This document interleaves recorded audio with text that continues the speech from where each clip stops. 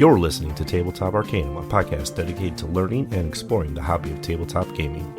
Your hosts are Justin Taylor and Richard Geese, so sit back and relax as we talk, discuss, and joke our way through the hobby we love so much.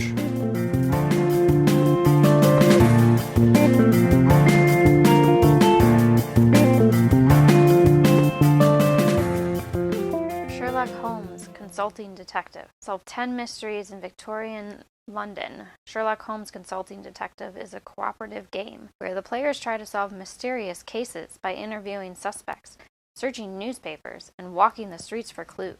Once you have completed your investigation, compare your detective skills to the master sleuth himself, Sherlock Holmes. And welcome to Tabletop Arcanum. This is Justin. And Mindy. And we're back with another review, this time talking about the Sherlock Holmes Consulting Detective put out by Asmodee and Space Cowboy. This is a, 1 to 8 players, the recommended on the box, Yes. cooperative game, 14 years plus, 90-minute estimated playtime, I think is what they put on there. This one's 12 plus and 90 minutes plus on gameplay, so. See, this other one is the 14 90-minute plus. Yeah, definitely 90 minute plus, but. Yeah. But yeah, we're going to be talking about these. Now, the nice thing is this is an old series that kind of got bundled together because a lot of the consulting detective stories were kind of loose, and then they like this box set, that box set. And over the past several years, they've been actually throwing them into these larger 10-case compilations. There are 3 of them out right now. There is the Thames Murders, Carlton House and Queen's Park, the Jack the Ripper and West End Adventures, and coming up later this month, actually, should be the Baker Street Irregulars. So lots of choice, all standalone. They don't rely upon you having a core game to get the next box sort of situation. Right. So you can pick up any single one of them and be good to go. Speaking of playing, have you been playing anything recently, Mindy? No. Unless you count reading. Yeah, that's about it. Yeah. Maybe some Merge the Cats on my phone. Some little app games. Some phone games. Yeah, but nothing major. And you just? I've been sticking mainly virtual and digital games right now, as far as like Spirit Island digital, Blood Rage, which I backed as a Kickstarter, came out digital this week. Didn't really launch very well, but they've patched it a few times, so a little bit better. It's just off to a rough start. And other than that, I've been playing a lot of RPGs.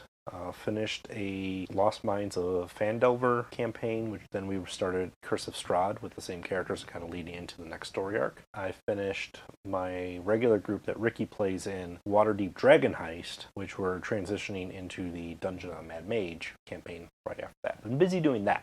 Okay, sounds good. Yeah. Eventually we'll be able to like crawl out of our house and see friends and play board games in person again. Yes. Eventually. Still like twisting my arm to play them, I guess. But that's me. I know, I'm locked in the house with you, and it's hard sometimes. In all fairness, we are still working. True. It's not, total free time. So. A couple Christmases ago, I had picked you up the Sherlock Holmes Consulting Detective because every time we would be in a store, it was one of those games that you kind of kept catching your eye. I kept picking it up, looking at it. Mm-hmm. And you like mystery games, and it's a co-op crime-solving mystery, so. Yes, I like mystery, whodunit type stories, especially like shows and stuff like that, so I definitely like the transition to a game. And Sherlock Holmes yeah. falls into that meaning. You as players are the Baker Street Irregulars, so you're like the street kids that Sherlock Holmes uses as like a spy network while solving his crimes. Yeah, the secondary. During the stories. Yeah, the secondary, go run out and go find these things or something. So most of the cases are kind of like, here's a setup, and now you guys have to go figure it out, while Holmes is still technically working the case, and the whole game is not only to solve the case, but to solve it in less steps than Sherlock does.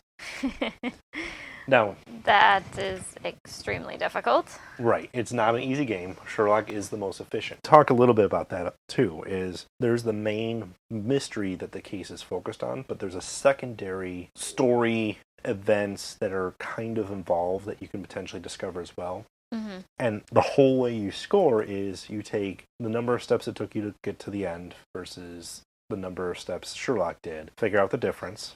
And if you are over him, you take a penalty. If you're under him, you take you get a bonus. But then there's questions, and you get points based on those questions if you can answer them.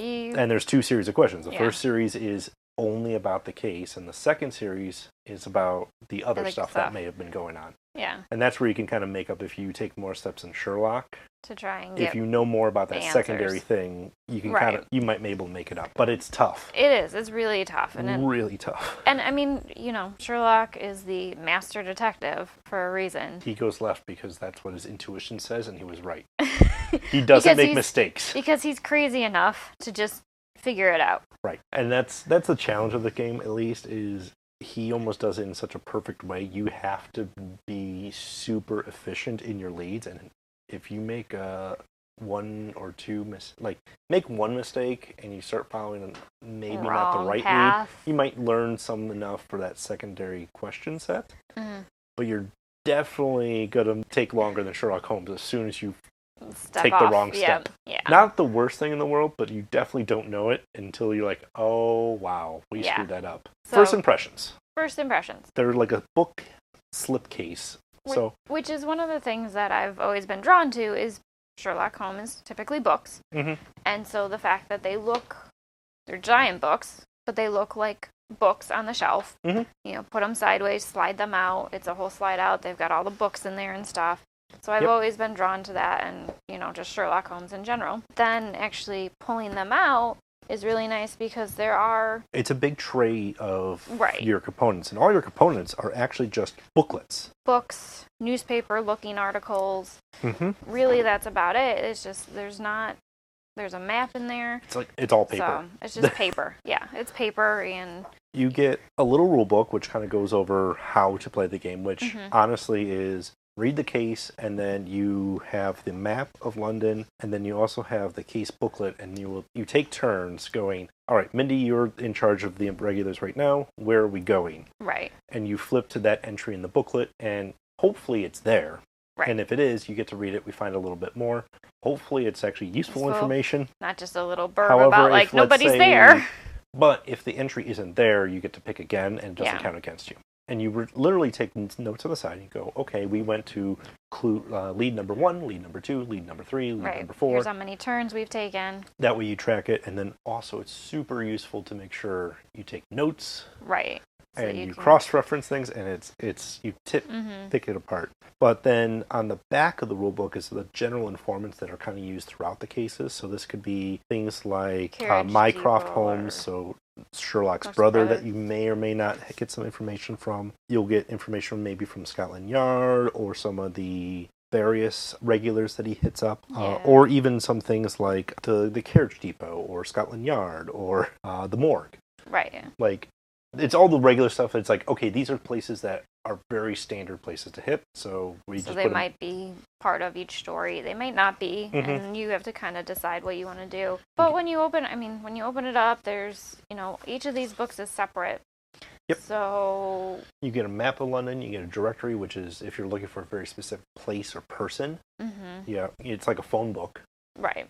On who you want to go visit. But each of the chapter books or whatever, each story that you're doing is its own book, which is nice so that you can keep that, you can go through it, you can, we take notes and then just put it in there. Yep. So that you have those.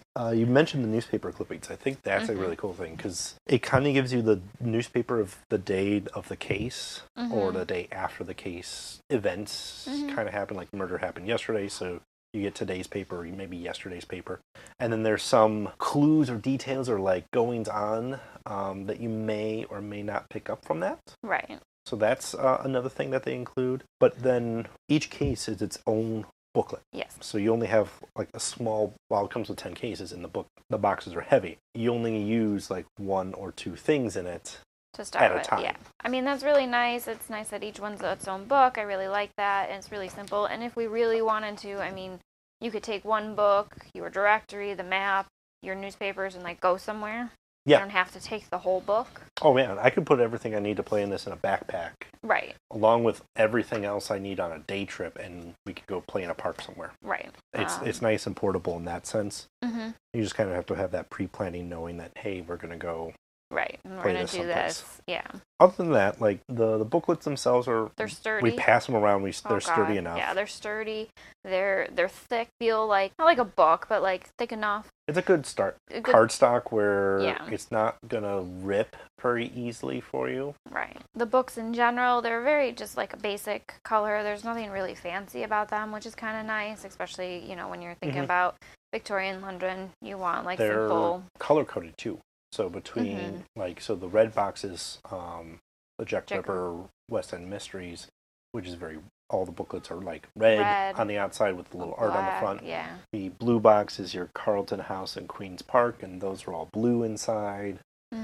So like you could literally put them all in one giant box if you get the whole, like if you keep collecting them, and you can still tell which one's which. Yeah, for what it is, it's a really good idea for it, I guess. Yeah. Especially for being a, consultative type based on books and stuff like that. So, yeah. The first impressions are really good. It's not quite like anything else out there, which is always helpful in my mind.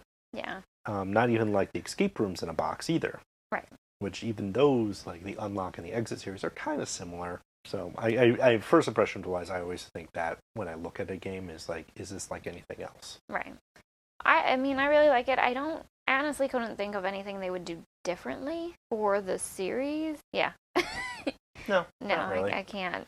Like, it's a nice feeling. It's like, it's nice to have that book and like just sitting down and doing that. So instead of board game that you're moving something or rolling dice or something, this is just more all for you. So. Right. It's your pace. It's very casual in that sense. It's super stressful when you're like, where we need to go next because I have no idea, or we have too many ideas and only one of them is probably right. Right. So let's talk about some of the good things. What does the Sherlock Holmes Consulting Detective series do well? It does well at the mystery and the thought process of trying to get you to think what would be the next step, where do I want to go.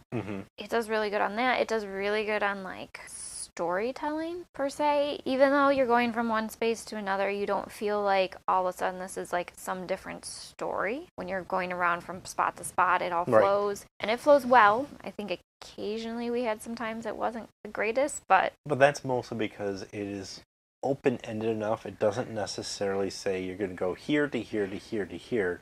If somehow, because of your logic, leaps a step, it may seem a little wonky. I think we had one of the Jack the Ripper cases that felt a little weird because of that. But yeah, because we ended up somewhere and all of a sudden they were talking about something else that we apparently should have known already. Right. So, but otherwise, I mean, it does that really well. I think it does well on giving you options of where to go to, and really giving you a lot of ability to move around the city or the area in which you need to be moving. What do you think it does well? So it provides a really good challenge. And co-op games, I feel, need to do that. If you always feel like you're winning a co-op game, then there's almost like the why are you trying aspect that I come across. So like when I look to a co-op game, I make sure that one of my biggest things is there a challenge? Is it something that I can keep coming back and at least not going to win, every time, and it's going to be something that like, is it 50%? Is it everyone's going to have a little bit different flavor where they want that co-op difficulty to be, but I'm definitely on the more like, I rather win maybe 40% of the time to lose 60% of the time. Like, I really want to typically be challenged most games. Right. And Sherlock Holmes, the Consulting Detective games do that. Now, the other thing it does well is if you are not really worried about scoring in that challenge, don't have to worry about it. Right. Like, you can actually sit down and just try to figure out the mystery in however many steps it takes you. Right. Do yourself a favor and don't look at how many steps it took Sherlock, because you were probably double to triple that number, because it's Sherlock Holmes and he's the master detective and he is too efficient. Right. For your own good. He's also not figuring out the side questions and stuff like that. Right. But yeah, if you just want to solve the mystery and know you can solve it, it's definitely a good game for that. I would also like to point out that while it is a 1 to 8 player game, I don't think it does very well at 1 player, because I think you need someone else at least theory craft off of. Now, if you just like to curl up with your own mystery and want to do it yourself, I don't think it's going to be that bad. Yeah. I don't think I would like to play this at 8 players.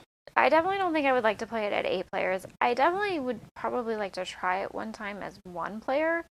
If you're definitely trying to do the scoring. Only because it's a lot easier to be like, this is where I'm going by myself, I can do this, and quickly go there, read it, go on, and stuff like that. Oh, it'd be super quick if you do it by yourself. Right. 8 players would be too long. Right. As you talk it over, you figure out where you want to go. Too many cooks in the kitchen. Yes. And we played 4 player, which is a nice size.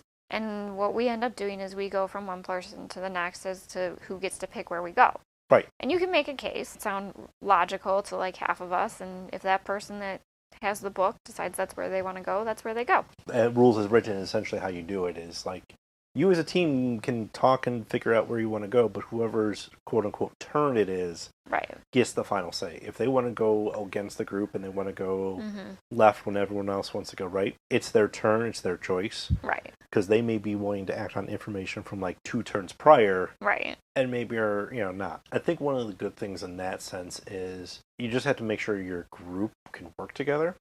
Because then the rules matter a little bit less. Right. In that sense, I think the teamwork and the thought process that this provokes is where it really shines. Where is it that it does not do so well? I think especially larger player games, just because it's too many people. It's too many people, which either everybody only gets 1 turn, and your first person is going, that's kind of limiting on where they want to go compared to player number 5 or whatever. But also, somebody may not get a turn. So if you guys decide on player 6, you're done. Like 6 turns, you're good. You've got it figured out. Most of ours were floating close to 10-ish. It's true. And that's mostly because by that point, we always felt that, like, we knew what we knew or we didn't know what we didn't know, and we just had to call it. Right. It's true. But with 8, I think that would be hard. Yeah, I think that would be everybody gets a turn, and then you pretty much have to say, yep, we're done. Yeah, and you, especially as a team, have to be in all the same mindset type thing when you're doing something that big.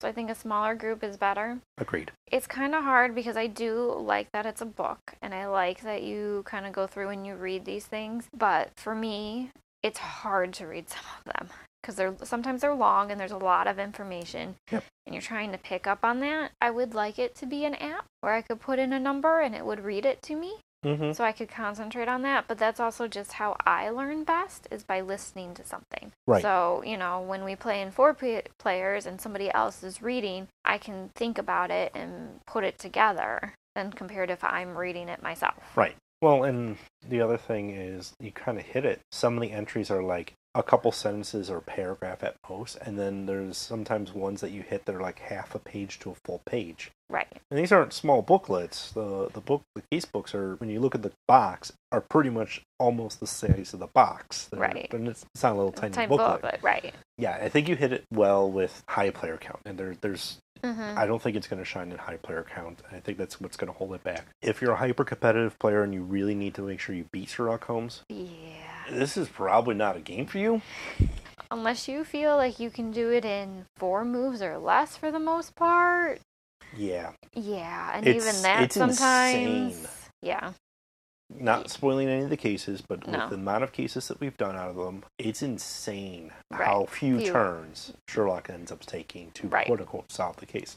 Now, he only solves the main case, and every time we've played, we always kind of like gravitate towards those red herrings a little bit in that sub-case, which isn't a bad thing. I think it's more organic and a little bit more interesting, but it's not efficient, which is what Sherlock is. Right. Playtime, I think, is the other thing that this thing wildly is difficult with. Because of the reading, because you're taking notes, and we typically played with a group of 4. Right. So there's discussion and deliberation and things like that the 90-minute plus doesn't capture. Right. I mean, I'm pretty sure our shortest game was maybe 2 hours. Our shortest I think we did, it was 2 hours. And I think that was the second one that we did in a day. Was that, or was it the first one for Jack the Ripper we did? Maybe. Because we weren't fighting against Sherlock at that time either, though. Right. So we felt like we could take our time, but we did much faster because we could go where we wanted without having to worry about how many times he did something. So that's right. I think that was the one that was the most efficient time-wise for us. But But either still. way, it's 9 minutes plus, because I think at minimum, even with 1 to 2 players, you're going to be in a case for about an hour, because you're going to 5, 6, 10 different leads with different notes and different readings, and some of them are short, some of them are long. Taking your notes, contemplating where to go, what informations did you get, looking the at those newspapers. Yeah. So the time of the game is very deceptive. Right. Not that we ever felt like it was taking forever either, though. No, it never felt like it while we were doing it, because we were constantly, all players were almost always engaged. Right.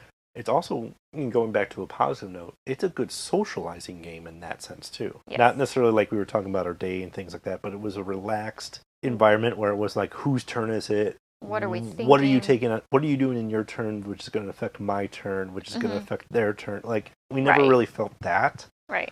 So it felt a lot more laid back. Stressful in the sense of like, okay, we're on our 8th clue. Do we even know what we're doing? Do we feel like we know something? Or are we really just pulling at strings at this point? I remember one case that I think we were at like 7 or 8, and we're like, do we even know what's going on? And like, all of us looked at each other like, nobody knows. No information as to what. Granted, I think the next clue or two kind of made a bunch of pieces fall together, but there was a moment where like, we know Sherlock has to be done by now, and we don't even know where we're starting. Right. You feel like you're almost at the beginning again. Like, what are we trying to do again? We got all these other clues. They just don't match. It has its challenges in that.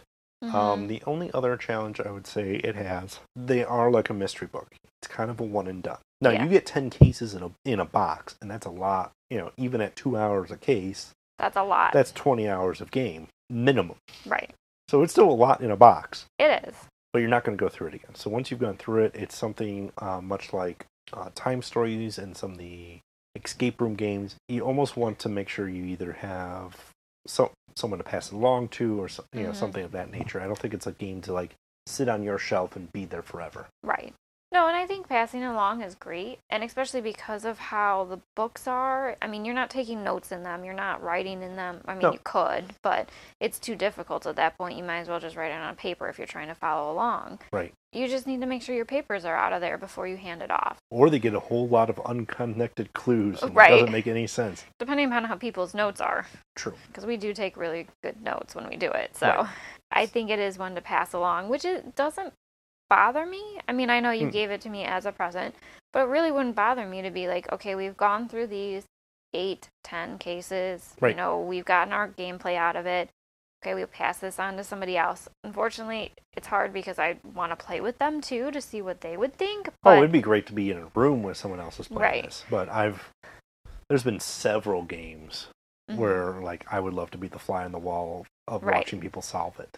Wow, that's escape rooms too that we've done. I always like to watch somebody else. But that is one thing that's nice, is like just being able to hand it off to somebody else too. But I guess you have to know what your friends are like too. Mm-hmm. And worst case scenario, even if it's not someone local, you do have online buy trade groups out there. One of our local gaming stores does a semi-annual auction. Mm-hmm. And that's one of the things, like if I don't know any other players who would actually want to jump in on this once we're finally through everything and we feel like we've gotten our money and our time out of them, that's where I could toss it in the auction. Right. But yeah, like I said, you're not writing in it, so we keep everything neat. Even if you turn roll pages or whatever, it's really not that big a deal. Nope. Now, who would you recommend this game for? Right? And we've talked a little bit about it, but like, what are the actual recommendations? Actual recommendations would be somebody who definitely loves mystery or a solving a case type thing. Like I said, I like the murder mystery. I watch all the shows and books. I know, and you get annoyed at me because I can pretty much halfway through be like, that's the person that did it because of this, because it's so common in shows. Right. This is not, which is nice to have that. It's different than normal, but people who like that, or people who like Sherlock Holmes in general and want to, love the Victorian age era. Yeah. The theme feels like it. The script, the dialogue is written in such a way where it feels like it. Descriptions are very era based, so it does well there. Yeah. So those type of people. I know it says 12 plus. I guess more adult plus, but I'm sure a 12-year-old could. I don't know if they would want to sit that long. Unless they're into that type of thing. Yeah, if you're... So. The reason why I think the 12-14 age marks are on there are more for content and the fact that it's all reading. Right. I'm not even going to say a lot. It's all reading. Yeah. And a lot of thought provocation, which isn't a bad thing. I think it would be good for a family in that sense. Like if you have older children, the 10, teens. maybe 10 plus range who are interested in mysteries and things like this. The only thing I would say is, I know they actually have a content warning on the Jack the Ripper stuff, right? Because of Jack the Ripper. The Jack the Ripper content is definitely more gruesome and more gory and more violent than some of the other cases. Most of the cases are someone's dead. Isn't much worse than the crime shows on TV. So that's, I would say, it's more up to parental judgment at that point. But I think it's the reading, the comprehension, and the how to think of a murder mystery, and then maybe even the time commitment, like you said. Right. I know I would, as a kid, would have sat through these and just gobbled them up because that's kind of who I am in general. Devoured all sorts of novels growing up, and I could sit for hours and do that. But a group of kids, I don't think this would be ideal for. No. In that sense. That's why I said like a family. With older teens or whatever. With, that middle school plus age bracket, I think you'd be okay-ish there.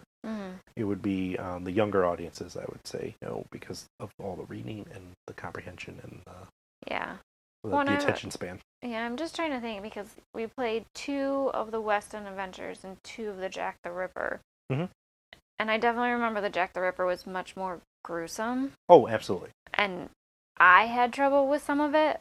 Right. For the gruesome it is. So that's definitely more of an adult content. But absolutely. The West End Adventures. West End Adventures aren't that terrible. gruesome. No. Yeah. Like I said, it's still murder. It's still violence, but it's not graphic. Right. If that makes sense. Yeah. The only other thing, I would not recommend, I put it as one of my con things that doesn't do well, is if you are very highly competitive and you feel like you need to beat Sherlock Holmes, this is not a game for you. No. We have yet to beat him. We've gotten a little close. We've gotten close. But then anytime we would sacrifice how close we were, we would miss a question. We would not know something. Right. Which then sets you back anyway. So it's I almost feel it's better to take the extra time to make sure you know the questions so that you feel better that you solved it. Right. Than beating Sherlock. And it's also, it's hard because you don't know what those questions are to start with. No, it's all mystery. So you're pulling all this information and you just have to decide, do I feel like I know enough information to answer any question that's thrown at me? And sometimes they are something out of left field, and you're like, I wouldn't even know. We're just going to take a guess with that. Well, some of our early ones were left field in the sense of we didn't go to that specific location to learn that little twist that they asked about. Now, typically it's okay, who did it, why they did it. Right. How. And sometimes how they did it. Right, sometimes. Not always, because sometimes it's pretty obvious how it was done, but there was one that was definitely okay, how did this actually happen?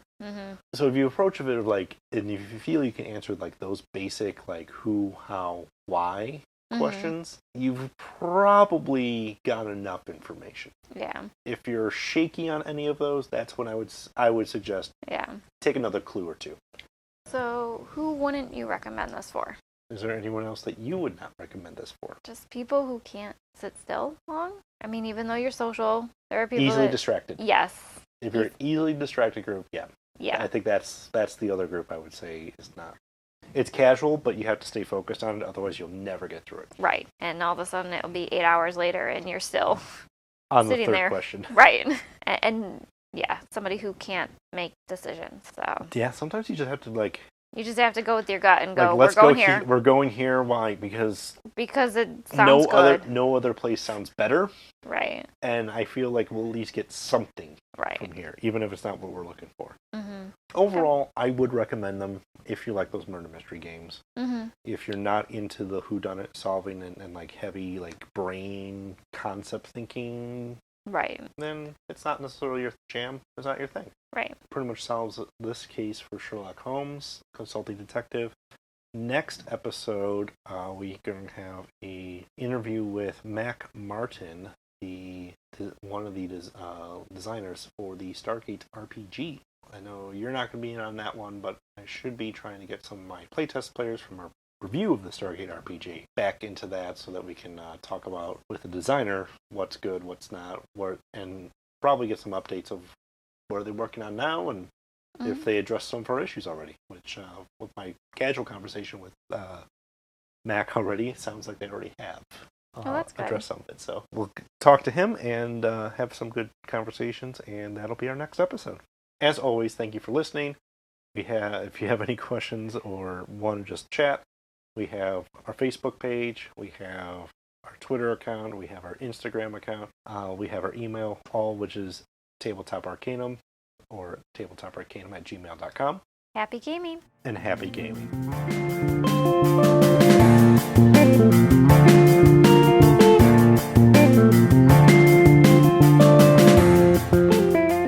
You've been listening to Tabletop Arcanum, hosted by Justin Taylor and Richard Geese, and featuring the original music by Paul Moore and Isaac Gilbert. You can follow us on most social media platforms. Please don't forget to like, subscribe, and leave us a review on whatever platform you listen to podcasts. As always, thanks for listening.